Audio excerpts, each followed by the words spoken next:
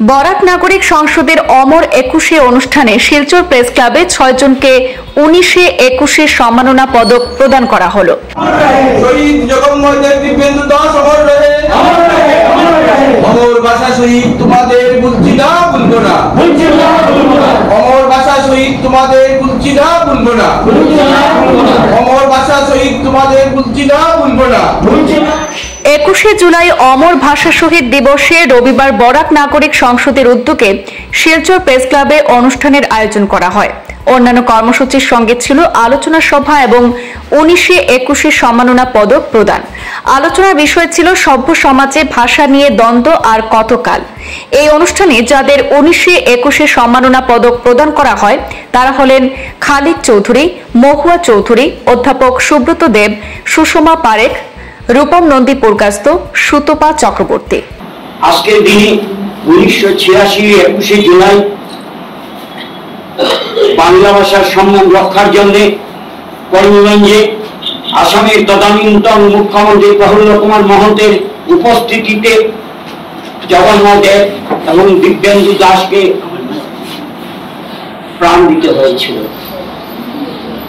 ১৯৬১ মে Silchar Tarapur rail স্টেশনে বাংলা ভাষার সম্মান রক্ষার জন্য ১১ তরুণ তরুণী তাদের জীবন আত্মাহুতি দিয়েছিলেন। বারবার শহীদ হয়ে আমাদের সম্মান, ভাষার সম্মান রক্ষা করতে হয়। ভাষার প্রশ্নে আর কতদিন চলবে এই রক্তহলি? আমরা আমার মাকে মা বলে ডাকার অধিকার পেতে চাই। রবীন্দ্রনাথ ঠাকুর তাই যথার্থই বলেছিলেন যে মাতৃভাষা মাতৃদুগ্ধের সমান। যদি তাই হয়, পৃথিবীর প্রত্যেক ভাষা গোষ্ঠীর মানুষ তার নিজের মাতৃভাষায় নিজের মাকে মা বলে ডাকার যে অধিকার সেটা পাক। তার জন্য ১৯৫২ ২১ ফেব্রুয়ারি ঢাকার প্রকাশ্য রাজপথে বাংলা ভাষার সম্মান রক্ষার জন্য সেদিন সালাম বরকতরা তাদের জীবন উৎসর্গ করেছিলেন।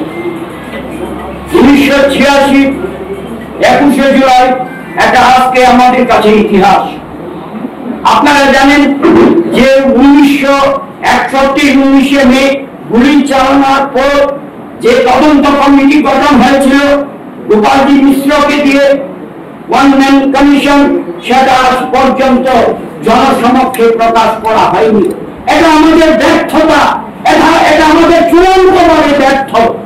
কারণ জনপ্রতিনিধি হিসাবে যারা বিধানসভায় গিয়েছিলেন বা লোকসভায় গিয়েছিলেন, উনারা উনাদের দায়িত্ব কতটা পালন করতে পেরেছে।